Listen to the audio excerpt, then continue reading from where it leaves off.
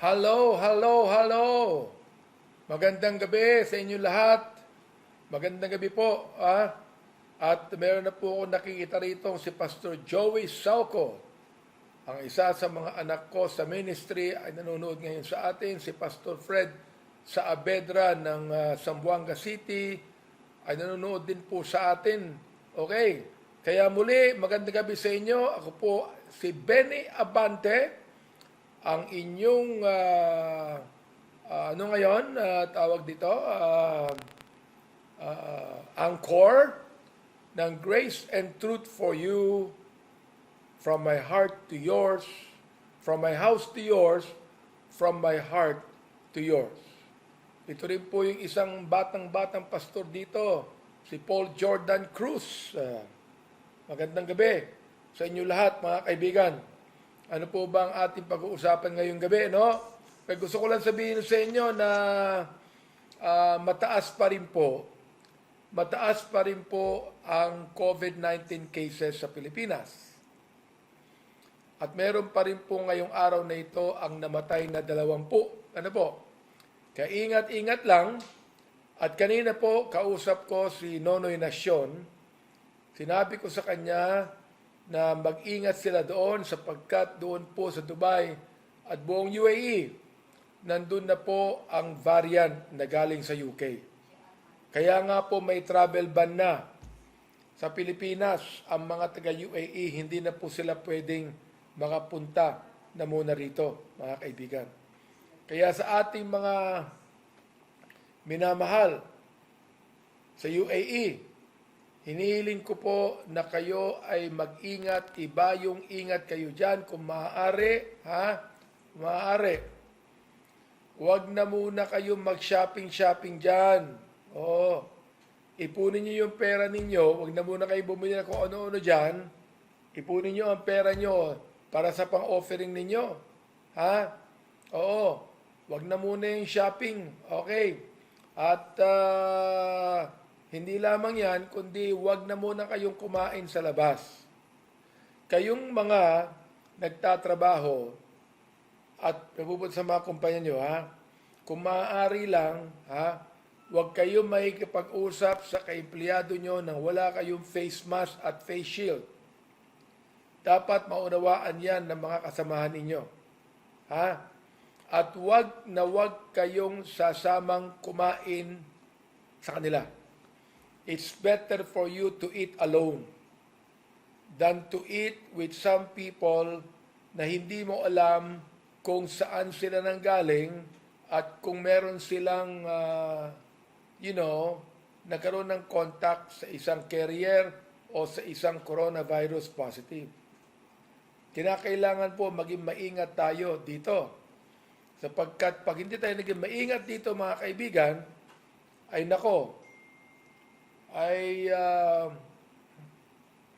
hindi kulang po ang isang taon. Kulang pong isang taon. Alright? Hindi po magtatagal po itong pandemic na ito. Wow! We have someone watching from Copenhagen. Wow! Copenhagen. Palagay ko, ano dyan? It's very cold now in Copenhagen, am I right? It's the month of January and very cold over there. Oo, Okay. So yan, gusto kong sabihin po sa lahat, Ingat-ingat po tayo. Ngayon, ito. February 1, nagsalita na po ang IATF na ang Metro Manila po ay nasa GCQ pa din. Ilang buwan na po tayo nasa GCQ. Mga kaibigan, mga minamahal, okay? Ang ibig sabihin po ng GCQ yan ay hindi pwede ang mga batang pumunta ng grocery, pumunta ng mall, pumunta ng restaurant. At ang mga 65 years old and above ay hindi pwedeng maglibot-libot sa labas. Okay, yan ang GCQ. Pero, binigyan ng IATF ng karapatan ang mga LGU, kung nais nilang ibaba ang dapat lumabas, kung nais nilang gawing 60 years old yan, o nais nilang gawing 10 years old, sapagkat yung pong modified GCQ kung saan the rest of the Philippines is modified GCQ, ay pwede na po, sabi ng IATF, pwede na ang 10 years old and above. At pwede na po ang 64 years old and below. Okay. Nalumabas, mga kaibigan. Yan po ang isang bagay na kinakailangan ninyong makita at malaman. Ano po? Listen ha. Ito. Nabanggit po sa akin ni Nonoy Nasyor, I don't know if he's watching right now, na doon po sa Dubai, meron doon nagpa-vaccine. Nung siya po nagpa-vaccine, siya ay nagpa-swab. Positive. Ano pong ibig sabihin nito, mga kaibigan, mga minamahal? Listen. The vaccine does not guarantee, and I think I talked about this last Friday. The vaccine does not guarantee that you will no longer be infected by the coronavirus. It does not guarantee. Well, then why get the vaccine? Well, you get the vaccine so that it will help you not to have severe symptoms, if ever. But it does not guarantee that you will not anymore be infected with the coronavirus. All right. But not only that, no? The vaccine ought to be dispensed to at least 1/3 of the population. It means that you must have a real vaccination program. For example, like in the Philippines, we have 110 million Filipinos. For example, like here, we have around 50 to 60 million Filipinos that are of voting age, for example. Voting age, from 18 years old and above. Now, if we only provide vaccine for 1 million people, that is not very much effective to prevent the coronavirus transmission. Why? Because there must be like a massive vaccination program. If you have around 60 million voters, at least you ought to have 25 to 30 million of them to be vaccinated. You see? And I think that, that ought to be realized. Like in the States right now, and please take note, in every nation where the vaccine would come in, that must first be approved by the FDA. Not because the FDA in the States approve it, when it comes to the Philippines, automatically it's okay. No. It must also be approved by the FDA. This time, many of those vaccines were not FDA approved. They are only EUA approved. It means that only for emergency purposes. So please, please take note of that. All right? Sa wikang Tagalog, huwag tayo maging kampante dahil sa may vaccine. Huwag. Okay? Huwag. And as I've said, I have allowed our people in the Middle East to be able to get the vaccine Sinopharm. Sinopharm. A Chinese vaccine, of which personally I will not take. Why? Because I do not know the ingredients of the Chinese vaccine, and the Chinese, they're not very open about it. Okay? But I allowed it among our people because it is given free and many of our people cannot afford to buy a vaccine on their own. Because the rule is, if you do not take advantage of the free Sinopharm vaccine, you will have to have a swab every 2 weeks. And that is quite expensive. Or if any other vaccine becomes available in the market, you have to pay for it. I do understand that some of our people that does not have the extra money to pay. But if you have the extra money to pay, I would encourage you not to take the free vaccine. Wait until a better vaccine is available. And you've got to pay it. You've got to be swabbed twice. You've got to be swabbed every 2 weeks. And you're going to have to pay for it. But, you know, it's,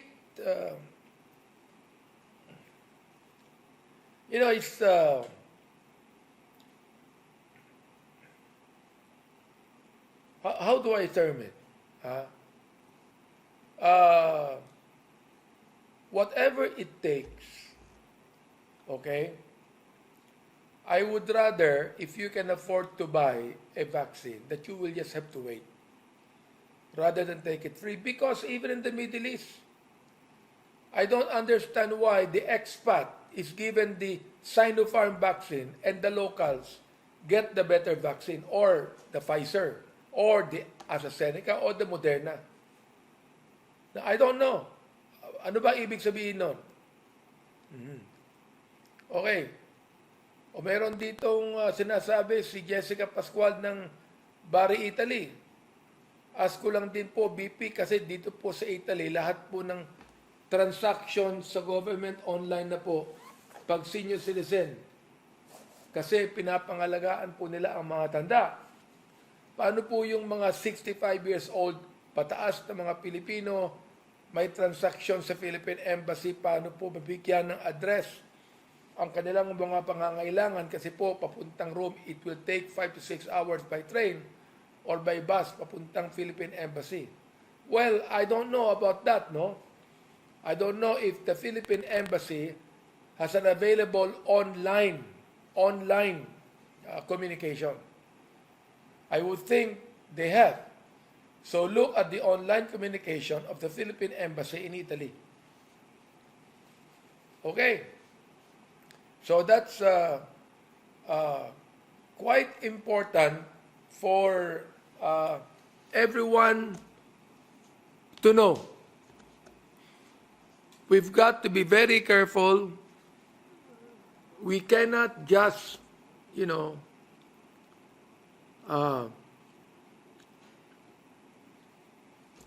be, ano ba yung kampante sa English?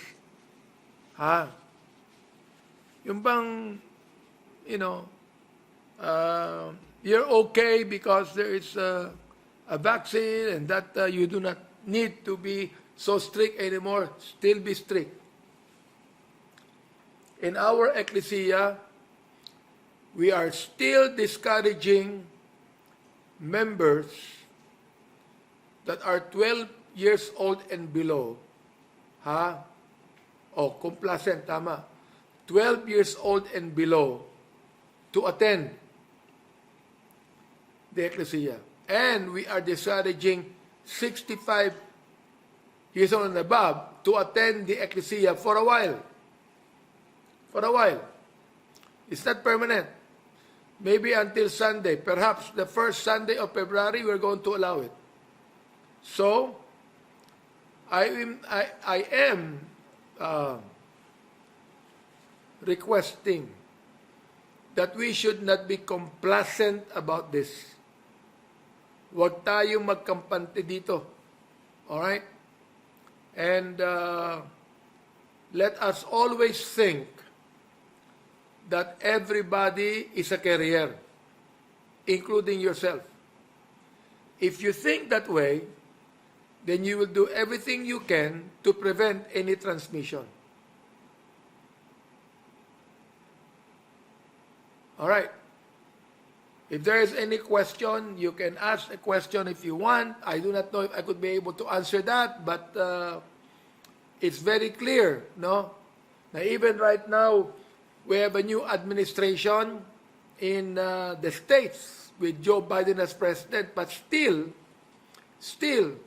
the new administration does not have a clear-cut solution to the problem.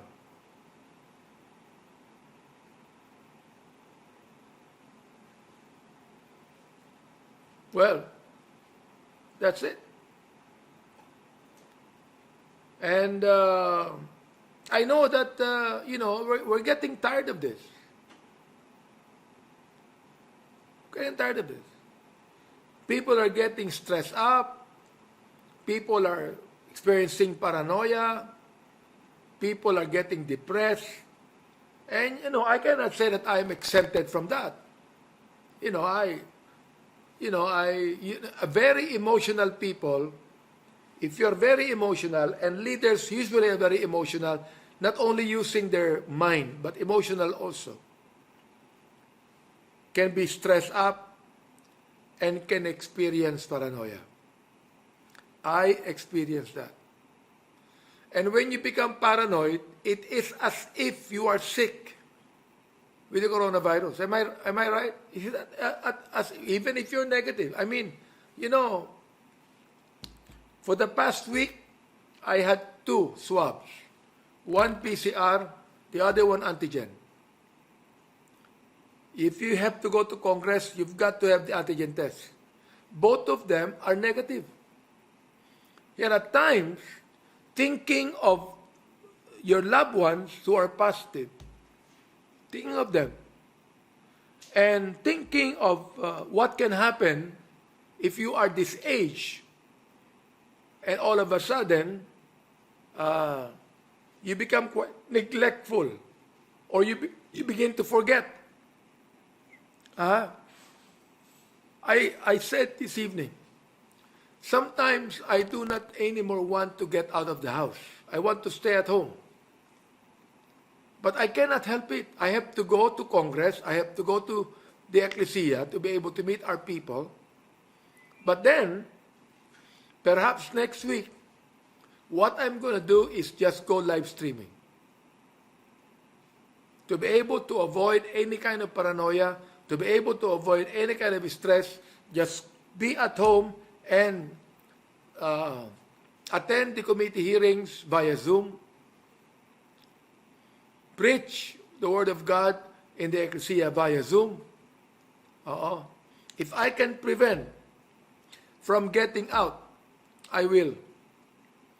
Because, do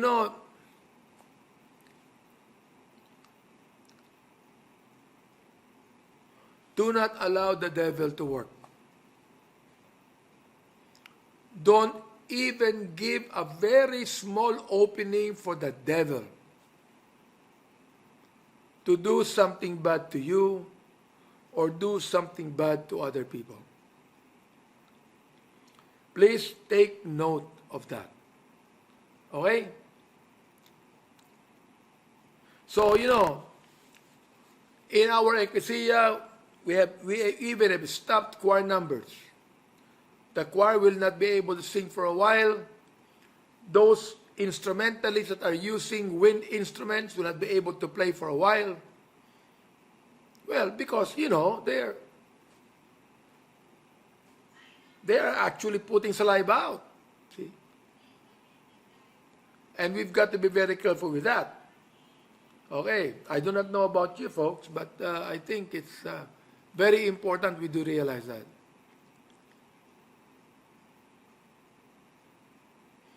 Well, okay lang. Okay lang, Yoli, na huwag kayo magpa-vaccine. Okay lang yan. Pero kinakailangan, mag-ingat kayo ng gusto. Oo. Well, lahat tayo nagdududa. Kahit sinong tao sa Pilipinas, duda sa vaccine galing China. Totoo yan. Totoo yan. O, ako, hindi mo ko mapipilit na magpa-vaccine galing China. Hindi. Ewan ko ha, ayoko naman magkasakit. Pero mag-iingat na lamang ako. Pero hindi mo ko mapipilit na magka-vaccinate ako nang gagamitin ay Sinovac o Sinopharm. Maghihintay ako na mas maganda. Kahit magbayad ako. O, meron kami dito na isang faithful member na merong may-ari ng pharmaceutical company and by May, sabi niya, maging available na ang Pfizer. Yun ang hihintayin natin. Basta sinabi ko sa inyo, dapat yan, walang medical implication, moral implication, and scriptural implication. Okay, piniliwanag ko na po sa inyo kung ano po ang ibig sabihin ng mga bagay na ito. Okay? Ngayon talaga, ang gusto ko po talagang pag-usapan ngayong gabi, ang child pornography. Sapagkat nakita po namin dito sa Pilipinas na dumadami po ang child pornography o kahit na hindi po children, basta't babae, ano po, na bata, maaaring yan ay adult na yan. O, sa pandemic na ito, dumadami. Bakit po? Bakit? Well, unang-una, maraming nawalan ng trabaho. Pangalawa, hindi lamang nawalan ng trabaho, kundi talagang wala na silang perang pagkukunan. So, meron po tayong tawag sa Pilipino, ang tawag na kapit sa patalim. Oh. Pag nakakausap ko, if I would talk to prostitutes, for example, and I would ask them at time, kahit nung araw pa, do you want to be a prostitute? And they will always say no. The question is, why did you become a prostitute? Well, because I do not have any money to feed my children. I need the money to feed my children. You know, I am a single mother, and I'm taking care of my kids, and I need to pay the house and the bills and everything like this. Well, there might be some like that. But of course, most of the prostitutes are doing it for what? For their own habits and vices. Not really because they need it, but because they cannot sustain their own vices. That's why they go out to prostitution, because some of them are very beautiful ladies and they could be able to work outside and be decent. Some of them are educated. Now, as I've said, kapit sa patalim to. You know, kapit sa patalim. Ha? Kaya sila natututo na magubad sa internet, ipakita sa iba, kumita sila. Why? Because they need the money. That they may be able to feed their loved ones or eat themselves. I have the facts and figures here on child pornography. And child pornography, most of all, are being catered by the pedophiles. Ayun. Oh, tama, nag-TikTok. Well, we welcome Duka. I don't think that he can understand Tagalog. He's from Hungary. Wow, thank you so much, Duka, for being with us. All right? So facts and figures on child pornography. It says here that Mexico has the highest percentage of child pornography materials in the world. Akala ko tayo na. Mexico pala. Ay, salamat. Ano po? Zayma, thank you for watching from Maldives. Maldives.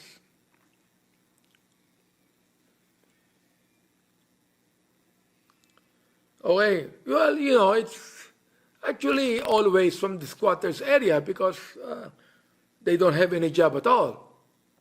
Okay. In Canada, 78% of pornographic images and videos feature children under 12 years old. Come on. Under 12 years old. My goodness. Hard to understand, isn't it?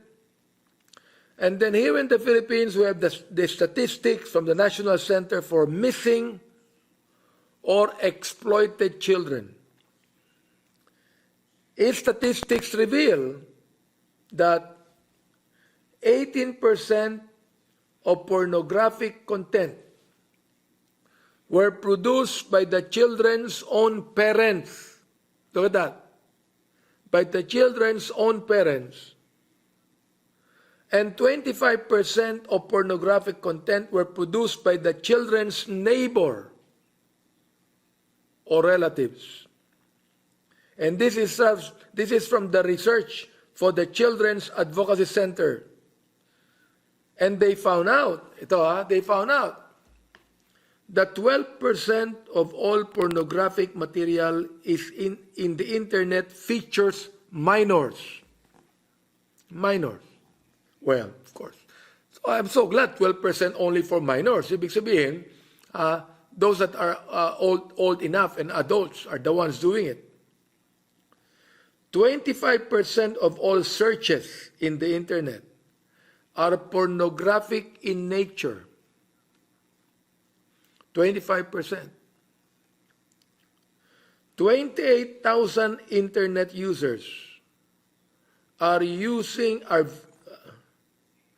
viewing pornographic material per second. 28,000. My goodness. No.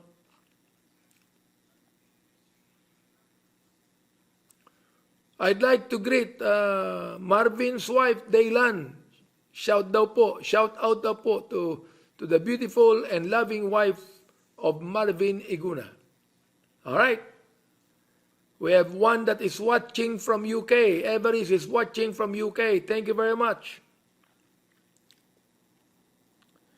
43% of all internet users have viewed pornographic material at least once.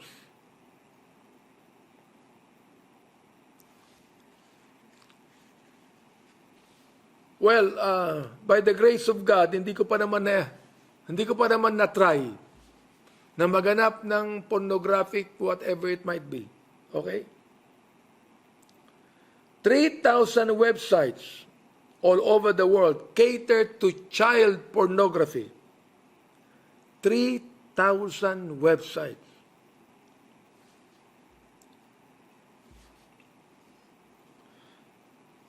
There ought to be a law in every country, all right, against these things. Watching from Macau, China, thank you so much. And watching from Bermuda. Esther, thank you, ha. Yung taga Bermuda pala siya. Ano ba yan? Malapit pa yan sa Bermuda Triangle?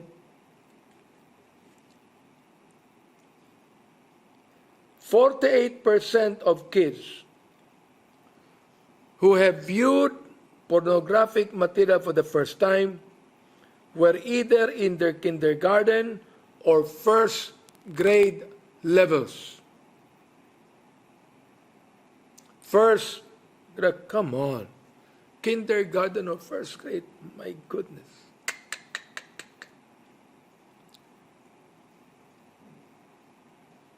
We have Amada Ragracias from Kingman.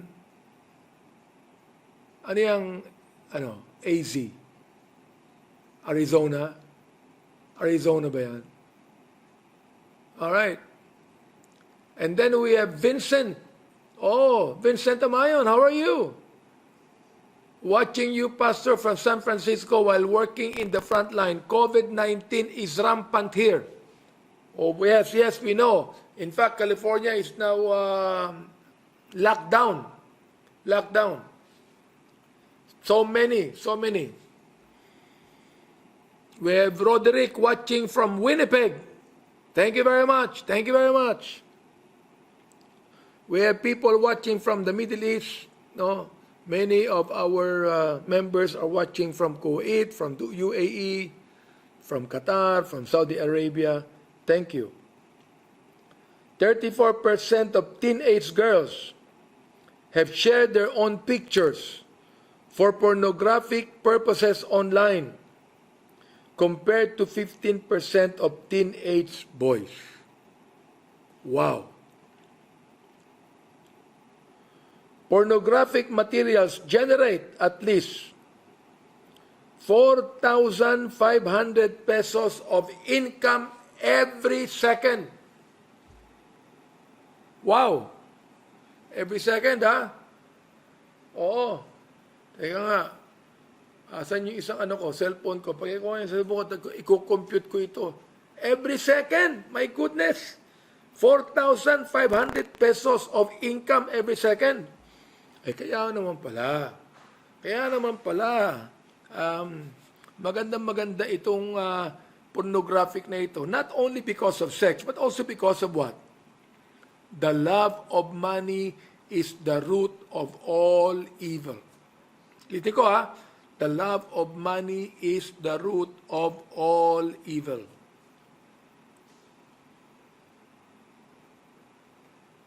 Dito, Billy, sa itaas. Yan. Okay. 4,500 every second. So, times 60. That's 1 minute. 1 minute, how much do you earn? For 1 minute only. Okay. Now, I have one request to you. I am preparing a privilege speech in Congress, and it's not yet actually prepared. But, ito, 4,500 pesos times 60 seconds. That's 270,000 per second. Times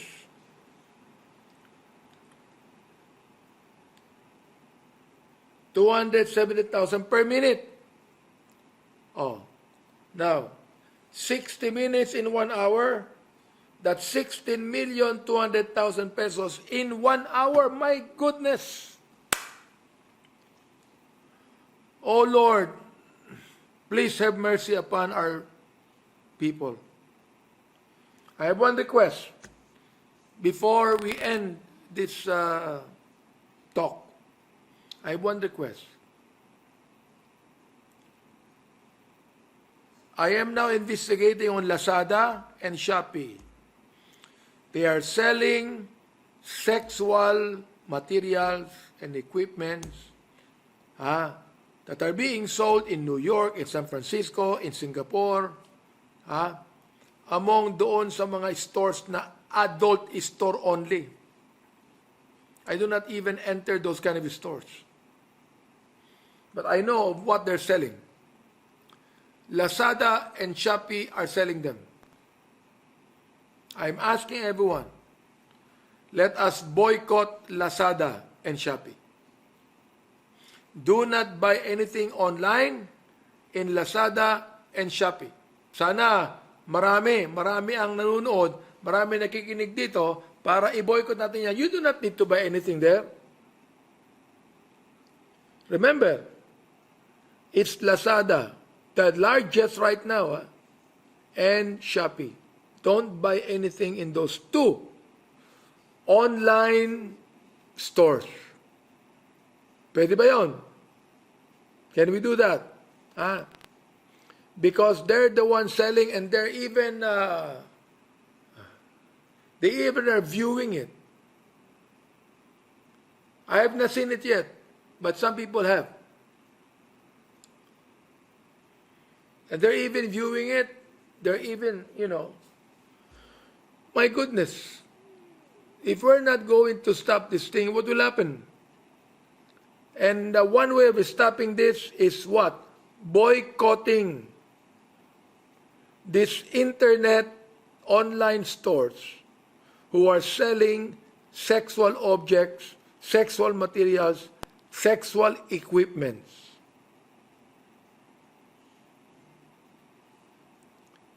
Can I see a thumbs up here? I only have one. Oh, Antoinette made a thumbs up sign. I hope that we're going to have more thumbs up sign dito. If you are going to boycott Lazada and Shopee, please make a thumb up sign. Not a heart sign, but a thumb up sign. Okay? Well, it's 10:44, 27 seconds in the evening. And I will have to end this talk tonight. Thank you. Thank you for the thumbs up. Thank you so much. Thank you. Let's start boycotting Lazada and Shopee. Let's start doing that. Okay? Thank you for your thumbs up. Thank you very much. Ang dami na. Thank you. Salamat. Okay? And please, I'm asking you to share this. Share this. Tell it to others. Tell it to others, other people who would like to bring morality in our society. Okay? Thank you for that. So we will talk more about this later on. A lot more are making a thumbs up sign. Thank you. Thank you. Just watching you making a thumb up sign, I am very much encouraged na. Okay? Very much encouraged. So let's do that, ladies and gentlemen. Okay? Well, I have to now bid goodbye to you and good night to you. And again, you're watching Grace and Truth for You, from my house to yours, from my heart to yours. Thank you for sharing. Thank you. Thank you po pa sa mga dumadaming mga nagtat-thumbs up. Please tell others. Please tell others. Please share it. Okay? Share it on Facebook. Share it on Facebook. But we are going to boycott Lazada and Shopee because of that.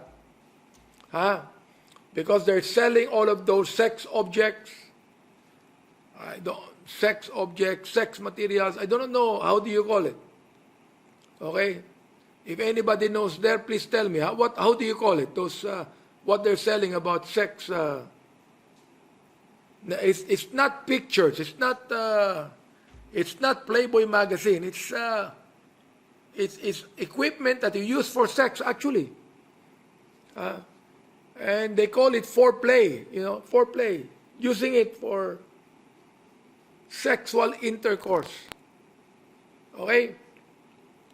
So once again, thank you so much for everyone that is watching and joining us. And I pray and ask that you would share this. We're going to have more people that will share, and we're going to have more that will be with us in this program, Grace and Truth for You, from my house to yours, from my heart to yours. May the Lord bless you. Good evening to all of you. And may you have a good night's sleep. Good night. God bless. Ayun, sex toy pala. Yan, Tama, sex toy nga yata ang tawag doon. Okay. Lord bless you. Amen. Please share, and put that on your Facebook. Okay? God bless you. Ako, I'll put it. Mamaya, I'll put it on Facebook. Boycotting Lazada. For selling sex toys. Okay?